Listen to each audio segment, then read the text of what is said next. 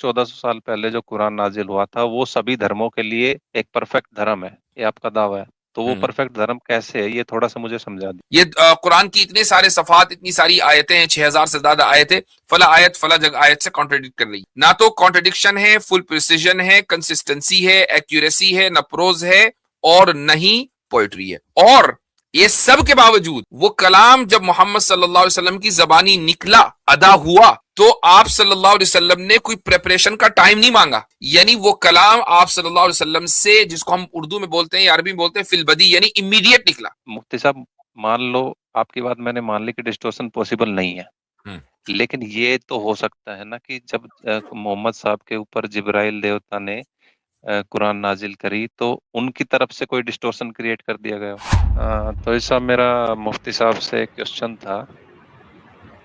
मैं पहले अपना थोड़ा सा तसव्वुर करवा दूं, मैं सनातनी हूँ।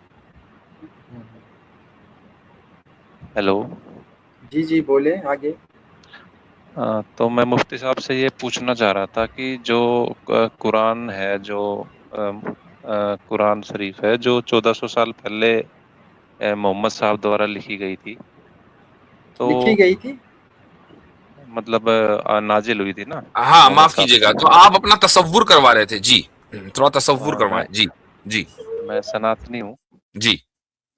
तो मेरा एक क्वेश्चन था मुफ्ती साहब हम्म। से कि हम्म। जो 1400 साल पहले इस्लाम मोहम्मद साहब पे नाजिल हुआ था, हम्म।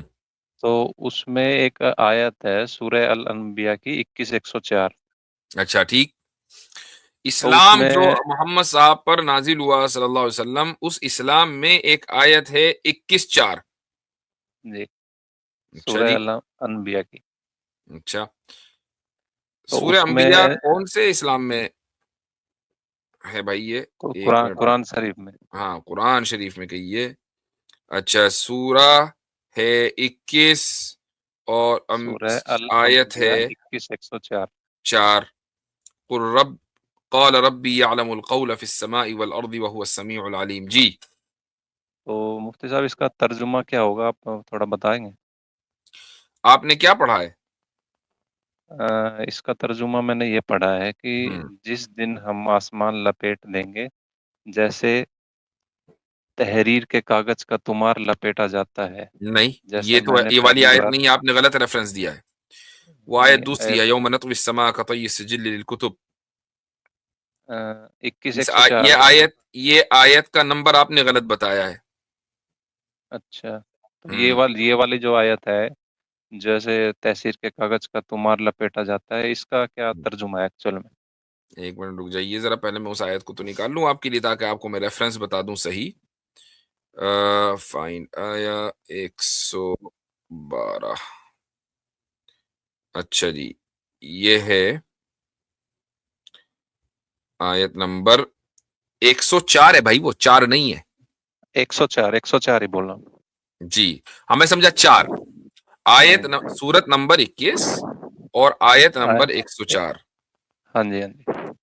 अल्लाह ताला फरमाता है कि यौम नत्वी समा कतई सिजिल लिल कुतुबी कमा बदअना अव्वल खल्किन नुईदु वादन अलैना इन्ना कुन्ना फाइलीन। उस दिन का ध्यान रखो जब हम आसमान को इस तरह लपेट देंगे जैसे कागजों के तुमार में तहरीरें लपेट दी जाती हैं, जिस तरह हमने पहली बार तख्लीक की इब्तिदा की थी, उसी तरह हम उसे दोबारा पैदा कर देंगे। ये एक वादा है जिसे पूरा करने का हमने जिम्मा लिया है, हमें यकीनन ये काम करना है। जी। तो अल्लाह ताला ने तो उस आयत में इस बात को वाज़ेह कर दिया अगले ही जुमले में कि जैसे हमने पहले पैदा किया था उसको रिपीट करेंगे। ये है, हाँ हाँ कोई जी। सिस्टम चल रहा है, उस सिस्टम को खत्म करके दोबारा उसको क्रिएट किया जाएगा। तो मुफ्ती साहब, ये पुनर्जन्म का कॉन्सेप्ट नहीं हो गया? हम तो मानते ही है पुनर्जन्म में, हमने कब मना किया है? हम तो कहते हैं कि अगला जन्म है, लेकिन अगला जन्म तो इस दुनिया में नहीं है। तो कहाँ पे है मुफ्ती साहब? वो उस दुनिया में, क्योंकि इस दुनिया को जन तो लपेट दिया जाना है ना। जन्नत में? नहीं, वो जन्नत में भी हो सकता है, जहन्नम में भी हो सकता है। वो आपका जो जो अमाल है, आपके डीड्स हैं, वो तय करेंगे, उनसे तय होगा। लेकिन वो इस दुनिया में नहीं है। तो आप सीधे देखें, सवाल जो है ना टू द पॉइंट होना चाहिए। आपको सवाल करना है अगले जन्म पर। आपने कहा भाई सूरह अंबिया की आयत नंबर 114 140 जो भी है, वट सीधा आकर सवाल करें ना भाई, पुनर्जन्म पर मुझे एतराज है। नहीं, जो इसमें अल्लाह ताला जो जिक्र कर रहा है वो ये कह रहा है ना कि मैं जैसे मैंने पहले पैदा किया था मैं दोबारा भी वैसे ही करूंगा। हाँ, मैं तो वैसे इसमें ही जैसे दोबारा, पहले किया था वैसे ही करूंगा, वैसे नहीं, ही करूंगा का कमा मतलब बदा, तो यही हुआ वैसे ना। ही नहीं, यानी मेरा अमल जिस तरह मैंने हर चीज को पहले पैदा किया है उसी तरीके से मैं दोबारा भी पैदा कर सकता हूं। ये ताकत है उसको, उस ताकत और कुदरत को बयान करने के लिए। इसका मतलब ये नहीं है कि वो उसी दुनिया को जो माउंट एवरेस्ट जिस जगह है नेपाल में, वही नेपाल में बनेगा, ये मतलब नहीं है। लेकिन जिस तरीके से उसने इस दुनिया को सजाया है वैसे ही दसियों बीसियों हजारों लाखों दुनिया को सजा सकता है। ये बयान कुदरत, कुदरत को बयान करने के लिए है। अच्छा, तो मुफ्ती साहब जो मेरे को एक थोड़ा सा डाउट और था कि जब मोहम्मद साहब ऊपर गए थे हम्म नबियों के पास, हम्म तो वो जो नबी थे वो कौन सी जगह पे थे? एक मिनट रुक जाए जरा सा, मैं हमारे तौहीद साहब की जगह बना दूं, वो आउट हो गए हैं, तो कुछ लोगों को मुझे निकालना पड़ेगा। हाँ जी, तो वो कौन सी जगह है वो हमें भी नहीं पता है। हाँ, इतना जरूर है कि वो इस दुनिया से बाहर थी। किस जगह थी हमें नहीं पता। तो कुरान शरीफ में उनका जिक्र नहीं है क्या, वो कहाँ पे थे? आसमानों में थे वो। आसमानों में गए, सिदरतुल मुंतहा पे गए, सिदरतुल मुंतहा से आगे अर्श पर गए, लेकिन उसकी लोकेशन हमें नहीं पता है। उसकी लोकेशन तो आपको भी पता चल जाएगी, मरना पड़ेगा उसके लिए। तो मोहम्मद साहब जब गए थे तो उनको जी, रोजा, बंक और तो नमाज अब 3 आदेश हुए थे। अब आपका सवाल मेराज पर है, वो खत्म हो गया। अब हम दूसरे टॉपिक पर आ गए, हाँ जी। वो नहीं, खत्म हो गया। मेरा एक्चुअल क्वेश्चन ये था कि जब तो मोहम्मद अभी साहब तक को आपने 14। एक्चुअल क्वेश्चन नहीं किया। देखिए ये चीज गलत है, इससे टाइम वेस्ट होता है। एक्चुअल क्वेश्चन करें आते ही। तो एक्चुअल क्वेश्चन मेरा ये है कि आप हम्म ये कैसे डिफाइन करोगे कि जो हम्म 1400 साल पहले जो मोहम्मद साहब के ऊपर जो कुरान नाजिल हुई थी वो एक्चुअल ही गॉड का वो है, मतलब ना तो क्वेश्चन है पुनर्जन्म के ताल्लुक से, ना क्वेश्चन है मेराज के ताल्लुक से। अब आ गया तीसरा क्वेश्चन। भाई, सीधी सीधी बात क्यों नहीं होती? सीधी बात हो सकती है ना। मुफ्ती साहब सीधी बात ही है, लेकिन आपने वो क्वेश्चन का आंसर दे दिया ना, उसको मैंने मान लिया। ठीक। अब आप ये कह रहे हैं कि जो कुरान आप सल्लल्लाहु अलैहि वसल्लम पर नाजिल हुआ, हम उसको कैसे माने कि यही नाजिल हुआ? हाँ जी। ये सवाल है। नहीं, वो आप कहते हैं ना कि 1400 साल पहले जो कुरान नाजिल हुआ था वो सभी धर्मों के लिए एक परफेक्ट धर्म है, हम्म ये आप कहते हैं, ये आपका दावा है। तो वो हम्म परफेक्ट धर्म कैसे है, ये थोड़ा सा मुझे समझा दीजिए। जो कुरान अल्लाह ताला ने नबी करीम सल्लल्लाहु अलैहि वसल्लम पर नाजिल किया, ये अल्लाह ताला की तरफ से एक मौजिजा और मिरेकल है। हाँ जी। अच्छा, मिरेकल के लिए ये जरूरी है कि कोई इंसान उसको उस जैसा काम ना कर सके। अगर मैंने भी कर लिया, आपने भी कर लिया, तो फिर वो मिरेकल नहीं है। हाँ जी। कुरान का ये चैलेंज है, और आज तक उस चैलेंज को कोई जवाब नहीं दे सके, कोई दे सका, बशमूल आपके सच वाला के। पता नहीं वो जिंदा भी है कि नहीं, या निमटा गया, आजकल आता है कि नहीं, आई डोंट नो। तो उसने कोशिश की थी कि कुरान के इस चैलेंज का जवाब दिया जाए कि इस जैसी कोई किताब या कोई एक सूरत कोई लिख कर ले आए।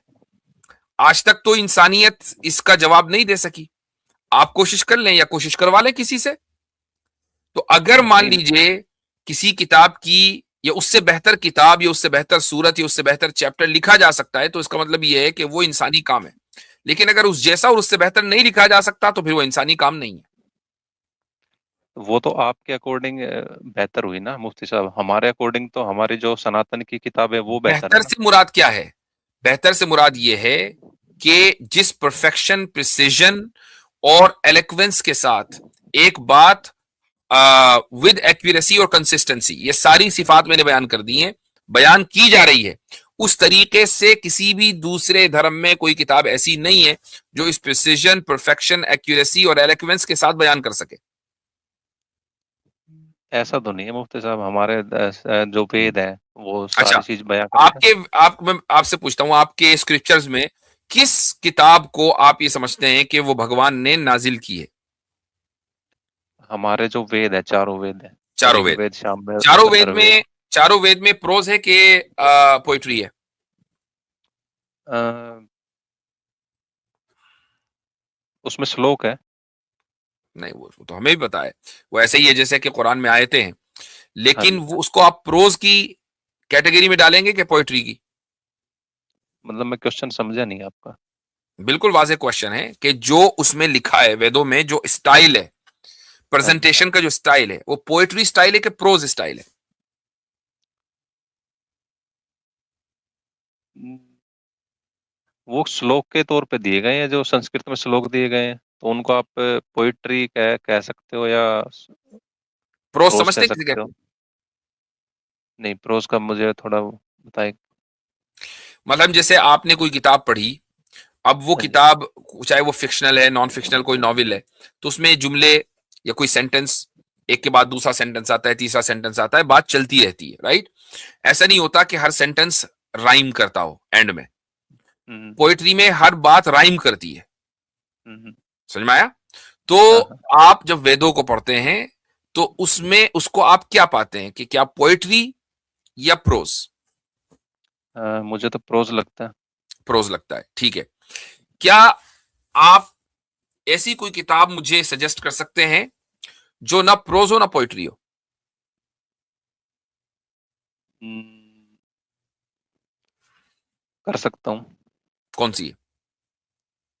लेकिन आपको पता नहीं होगा उस बुक के बारे में। नहीं नहीं, हमें बता दें, हम सर्च कर लेंगे अभी।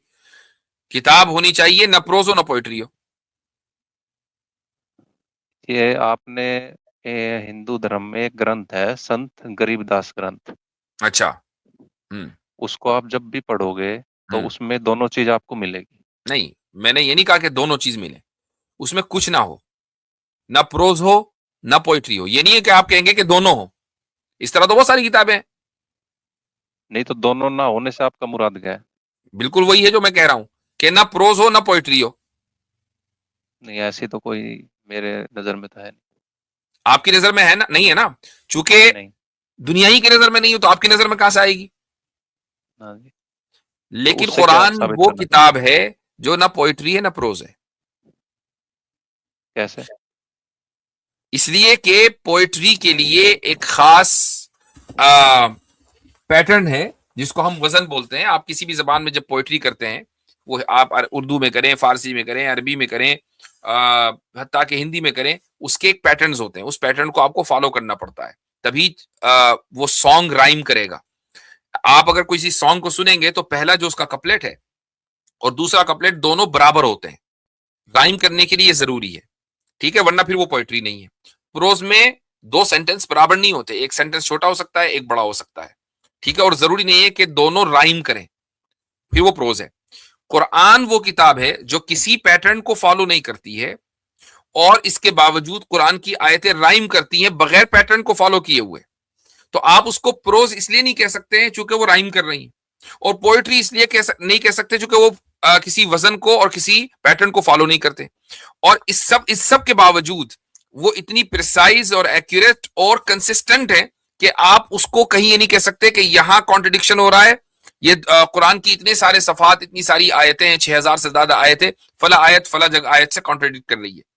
ना तो कॉन्ट्रडिक्शन है, फुल प्रिसीजन है, कंसिस्टेंसी है, एक्यूरेसी है, न प्रोज है और न ही पोएट्री है। और ये सब के बावजूद वो कलाम जब मोहम्मद सल्लल्लाहु अलैहि वसल्लम की जबानी निकला, अदा हुआ, तो आप सल्लल्लाहु अलैहि वसल्लम ने कोई प्रेपरेशन का टाइम नहीं मांगा। यानी वो कलाम आप सल्लल्लाहु अलैहि वसल्लम से, जिसको हम उर्दू में बोलते हैं या अरबी में बोलते हैं फिलबदी, यानी इमीडिएट निकला। उसके लिए ऐसा नहीं कि कोई इंसिडेंट हुआ और आपने कहा मैं 2 दिन लूंगा, इस पर अपना कलाम पेश करूंगा। शायर कोई भी होता है तो वो टाइम लेता है, टाइम लेने के बाद वो कलाम पेश करता है। आप सल्लल्लाहु अलैहि वसल्लम के सामने कोई वाकया हुआ, कुरान की अगर कोई आयत नाजिल होनी होती थी तो फौरन नाजिल होती थी, और आप सल्लल्लाहु अलैहि वसल्लम किसी भी प्रेपरेशन के बगैर वो आयत, और बाज मरतबा एक नहीं 10-10, 20-20, 30-30, 40-40 आयतें पढ़ते चले जाते थे। और कभी ये नहीं होता था कि नहीं यहां ये आयत में गड़बड़ हो गई, इसको मैं ठीक कर लूं। कोई भी इंसानी कलाम होगा तो उसमें हमेशा रिपीटेशन होगा, यानी उसको उसके अंदर उसकी नोक पलक दुरुस्त होती रहेगी। आप कुछ भी सेंटेंस लिख लें, उस सेंटेंस को आप 5 साल के बाद देखेंगे, कहेंगे इसमें गलती है, इसको मैं और इंप्रूव कर सकता था। कुरान में मुफ्ती कोई साहब, इंप्रूवमेंट नहीं है। मैं तो ये मान रहा हूँ ना कि जो मोहम्मद साहब के पास जो आयतें आई थी, वो जिब्रील देवता के माध्यम से आई थी। ये तो मैं मान जी। रहा हूँ, तो और बस उसमें कोई अ, गलती नहीं है, ये भी मैं अच्छा, मान रहा हूँ। अब जब ये मान लिया आपने, तो अब हमें ये देखना पड़ेगा वेरी गुड, यहां तक तो पहुंचे। हमें ये देखना पड़ेगा कि दूसरे धर्मों के पास जो किताबें हैं, क्या वो प्रिजर्व्ड हैं या उनमें डिस्टोर्शन पॉसिबल है। अब यहां इस नुक्ते पर आना पड़ेगा। तो आप खुद बताएं कि आपके यहां जो वेदास हैं वो प्रिजर्व्ड हैं या उनमें डिस्टोर्शन पॉसिबल है। उसमें पॉसिबल है डिस्टॉर्शन। डिस्टोर्शन पॉसिबल है, ठीक है। कुरान में डिस्टोर्शन पॉसिबल है। मुफ्ती साहब, कुरान में डिस्टॉर्शन पॉसिबल है नहीं है ये तो मैं नहीं बता सकता, क्योंकि मुझे इतना नॉलेज है नहीं उसके कुरान बारे में। में कुरान में डिस्टोर्शन पॉसिबल नहीं है। मुफ्ती साहब, मान लो आपकी बात मैंने मान ली कि डिस्टॉर्शन पॉसिबल नहीं है, हम्म, लेकिन ये तो हो सकता है ना कि जब मोहम्मद साहब के ऊपर जिब्राइल देवता ने कुरान नाजिल करी तो उनकी तरफ से कोई डिस्टॉर्शन क्रिएट कर दिया गया हो। ये भी पॉसिबल नहीं है। उसकी वजह कैसे? यह है कि प्रॉफिट मोहम्मद सल्लल्लाहु अलैहि वसल्लम को अगर अल्लाह ताला ने कुरान देने के लिए मुंतखब किया है कि भाई इस जात के ऊपर कुरान नाजिल होगा और ये आगे पहुंचाएंगे, ठीक है, आपने इतना तो मान लिया कि कुरान अल्लाह की तरफ से आया, खुदा की तरफ से आया, तो मुझे एक बात बताएं कि क्या खुदा गलत फैसला कर सकता है। मैं ये नहीं मान रहा कि कुरान जो अल्लाह की तरफ से आया है, मैं ये बात नहीं मान रहा हूँ। मैं सिर्फ ये मान रहा हूँ कि जो जिब्राइल देवता ने मोहम्मद साहब के ऊपर जो आयतें नाजिल की थी वो हम्म, सही थी। मैं अच्छा, सिर्फ इस बात को मान रहा हूँ। जिस जिब्रील को आप जिब्रील देवता कह रहे हैं, वो जिब्रील खुद लिख ला रहे थे या वो कहीं से ला रहे थे। अब ये बात तो आप ही बता सकते हैं ना। अब ये मैं पांचवा मैंने या छठा सवाल होगी, आई डोंट नो, चूंकि आपके बहुत सारे सवालात हैं। जिब्रील अलैहिस्सलातु वस्सलाम हमारे नजदीक माबूद नहीं है, हम उनकी इबादत नहीं करते। उनका काम डिलीवरी, यानी यहां से पैगाम लिया उधर पहुंचा दिया, दैट्स इट। इसके अलावा उनका कोई काम नहीं है। अल्लाह ताला ने जिब्रील को ये कहा कि ये सूरतें, ये आयतें मोहम्मद सल्लल्लाहु अलैहि वसल्लम को पहुंचा दें, उन्होंने पहुंचा दी, लौह महफूज से लेकर। उनका काम खत्म हो गया। इसके अलावा उनका कोई दूसरा काम है ही नहीं। तो फिर तो मैं यही तो अब कह रहा हूँ कि हाँ, अब मेरी बात एक मिनट ध्यान से सुनो मुफ्ती साहब। हाँ, मैं ये कह रहा हूँ कि जो जिब्रील देवता का काम है इंफॉर्मेशन ट्रांसफर करना, जी, ये आप कह रहे हैं। जी, तो जो इंफॉर्मेशन का जो सोर्स है, जिन हम्म, इंफॉर्मेशन जहाँ से आ रही है, हम्म, आप ये कैसे कह सकते हैं कि वो अल्लाह के द्वारा आ रही है? ये तो आप नहीं कह सकते ना। ठीक। तो अगर जिब्रील खुदा, जिब्रील तो खुदा नहीं है, ये तो तय है। हाँ। ठीक। तो क्या जिब्रील ऐसा कलाम दे सकते हैं कि जो डिस्टोर्टेड भी हो और उसके बावजूद उसमें वो सारी क्वालिटीज जो मैंने आपके सामने बयान की है। मुफ्ती साहब, जिब्रील नहीं दे सकता, ये बात तो मैं मान रही आपकी। ठीक। जिब्रील एक ट्रांसफॉर्मर है। ट्रांसफॉर्मर है, यानी ट्रांसफॉर्मर न कहे, ट्रांसफरर है, यानी उन्होंने ट्रांसफर हाँ जी। किया कलाम एक जगह से दूसरी जगह। ठीक। हाँ जी। अब ऐसा कलाम के जो ना प्रोज हो ना पोएट्री हो, जो एक्यूरेट हो, जो कंसिस्टेंट हो, जिसमें कॉन्ट्रडिक्शन ना हो, 100% एक्यूरेट हो, ऐसा कलाम कोई इंसान नहीं दे सकता। उसके लिए कोई सुपर नेचुरल पावर ही तो होगी ना। सुपर नेचुरल पावर है, ये बात मैंने आपकी मान ली, ठीक। लेकिन वो वो सुपर सिर्फ नेचुरल, अल्लाह है, ये बात मैं नहीं मान रहा। चलो, सुपर नेचुरल पावर के लिए कौन कौन कैंडिडेट है आपकी नजर में। सुपर नेचुरल पावर, जैसे आपकी मैंने एक डिबेट देखी थी जो कुछ हम्म, टाइम पहले, एक डॉक्टर साहब आए थे आपकी डिबेट में। वो ये कह रहे थे कि मुफ्ती साहब, आपको क्या लगता है कि ये जो दुनिया चल रही है, तो इसका जो क्रिएटर है वो अल्लाह ना हो के कोई शैतान हो? हम्म, हम्म। वो मैंने डिबेट आपकी देखी थी, तो मैं भी उसी थॉट्स पे थोड़ा सा मानता हूँ कि इस शैतान ने दुनिया को भेजा कोई होगा। शैतान चला रहा है। अच्छा, अच्छा, अच्छा। तो अगर इस दुनिया को, अगर अगर अच्छा, तो फिर वेद भी तो शैतानी की तरफ से आई होगी या सिर्फ कुरान ही के साथ ये आपका रवैया रहेगा। नहीं नहीं, जो हमारी जो गीता है, हम्म, जो भगवत गीता है, और हम्म, जो कुरान है, जो इंजील है, तौरात है, बाइबल है, हम्म। ये सारी उसी पावर के थ्रू ही आई। सब, और वो है शैतान। हाँ जी। अच्छा, ठीक। तो शैतान का क्या काम होता है, यानी शैतान के की बात जब आपके जहन में आती है, उसका तसव्वुर आप करते हैं, तो आपको क्या लगता है, बुराई या अच्छाई। शैतान तो ऑब्वियस सी बात है कि उसका जो जिसमें बेनिफिट होगा वो तो वही करेगा। नहीं, बुराई या अच्छाई। मैक्सिमम बुराई। मैक्सिमम बुराई, ठीक है। अच्छाई का तो शैतान कभी हुक्म देगा ही नहीं ना। देगा, लेकिन मैंने मैक्सिमम बुराई बोला है। इसका मतलब ये नहीं कि अच्छाई जीरो कर देगा वो। भाई उसको तो चूंकि उसको डर तो किसी का नहीं ना, तो उसको अच्छाई जीरो करनी चाहिए। डर है डर तो किसी उसको का नहीं है, अल्लाह वो तो का, सुपर नेचुरल है। डर है मुफ्ती साहब, अल्लाह का डर है किसका? ना उसको। उसको डर अल्लाह का है। यस। ओके, तो अगर अल्लाह मौजूद है और उसको अल्लाह का डर है, तो ये जो कलाम जितने भी हैं, वेदास हैं, बाइबल है, तौरात है, कुरान है, ये आपने शैतान के खाते में क्यों डाल दिया, अल्लाह से क्यों छीन लिया? मुफ्ती साहब क्योंकि मेरा ये मानना है कि जैसे मैं आपको एक छोटा सा एग्जांपल देता हूँ हम्म, कि जैसे कोई कसाई है, हम्म। कसाई जानते होगे आप। हाँ हाँ, बहुत अच्छी तरह। अरे हाँ। हम नहीं जानेंगे वो तो कौन जानेगा भाई। हाँ। जो जी बकरे पालता है अपने, जी जो उसका फार्म हाउस होता है, तो उसमें वो बकरों के लिए सारी फैसिलिटी देता है, जी। देता है, हम्म खाना भी देता है, पानी भी देता है, ठंडी हवा हम्म भी देता हम्म है। लेकिन उसका मेन मोटो क्या होता है हम्म कि मेरे बच्चे अच्छे से पले, अच्छे से वो, और उनको मैं लास्ट में जाके हम्म। काट दूं। काट दूं, ठीक। उसका मेन मकसद यही होता है। तो हम्म। ऐसे ही उस जो शैतान ने नहीं, जो आगे काट के क्या करूं, उसके बाद आगे भी तो चले, या काट के नहीं बस उनकी लाशें फेंक दूं? नहीं, काटने के बाद तो उसका तो मोटो फुलफिल हो गया ना। नहीं उसने फुलफिल जो हुआ ना पाले, भाई, नहीं हुआ। खाली काट के फुलफिल नहीं होता कस, ना। कसाई काट जो कर होता वो है, गोश्त बेचता है अपना। जब वो रोजी रोटी कमाता है तो अपने बच्चों को खिलाता है, पिलाता है। पूरी कहानी सुनाए ना आगे तक, हाँ तो वो यहां कहानी कसाई का नहीं तो वो रुकती। कसाई का वो काम है ना उनको काटना। और वो उस टाइम ये तो थोड़ी देखता है ये मेरा उसकी किसी की माँ कट रही है, किसी का बाप कट रहा है, किसी का भाई कट रहा है, वो ठीक तो है, जाएगा सही है, उठा के उसका ले आएगा। काम है काटना, इसलिए ताकि वो गोश्त बेचकर अपना घर चला सके। हाँ जी। अगर मान लीजिए उसको ना और अपना, सेम ही मैं कौन आप से, उसी कसाई को, आप उसी कसाई के नाम 1 करोड़ रुपए के शेयर कर दें कि भाई तुझे कुछ नहीं करना, तुझे शेयर मार्केट से तेरे पास पैसे आ रहे हैं ना, रोज के रोज, रोज के रोज तेरे पास 1 लाख रुपए आ रहे हैं, वो काटेगा? नहीं काटेगा। नहीं काटेगा। इसका मतलब पैसा चाहिए उसको। पैसा हाँ क्यों चाहिए? क्योंकि उसको अपनी फैमिली चलानी है, उसको हाँ, रोजी रोटी चलानी। कमानी है। ठीक है, ये आप, सही बात। हम जाने दूर। मैं तो सिंपली ये पूछ रहा हूं कि जब अल्लाह मौजूद है, तो वो शैतान को ये सारे काम करने क्यों दे रहा है? कि किताबें भी शैतान ही नाजिल कर रहा है, अच्छाई का 1% वो भी हुक्म दे रहा है, 99% बुराई का भी हुक्म दे रहा है, और अल्लाह कुछ नहीं कर रहा है। मुफ्ती साहब मैंने ये नहीं कहा कि अल्लाह कुछ नहीं कर रहा, मैंने अच्छा। कहा है कि अगर शैतान ये सब चीजें कर रहा है, तो जो हम यहाँ पे जी रहे हैं, जैसे भी कभी भी मर जा रहे हैं, कभी भी जलजला जा रहा है, कभी भी कुछ हो रहा है, तो क्या जो गॉड है उसके पास इतनी पावर नहीं है कि वो सारे चीजों को सेट करके और एक वो बढ़िया मुल्क बना दे, या कुछ ये ऐसी इतनी 7वां पावर या नहीं है 8वां उसके पास। क्वेश्चन है जिसको हम प्रॉब्लम ऑफ इवल कहते हैं।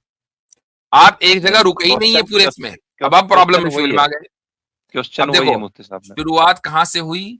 सूर्य अंबिया की आयत नंबर 114। उसके मैं बाद हम पहुंचे मेराज।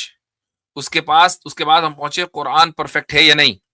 जब परफेक्शन साबित हो गया तो आपने कहा जिब्रील ने नाजिल किया। जब ये साबित हो गया कि नहीं, शैतान ने नाजिल किया। फिर जब ये साबित हो गया, अभी आप ये कह रहे हैं कि अल्लाह के पास ये पावर है या नहीं कि वो सब चीजों को सही कर दे।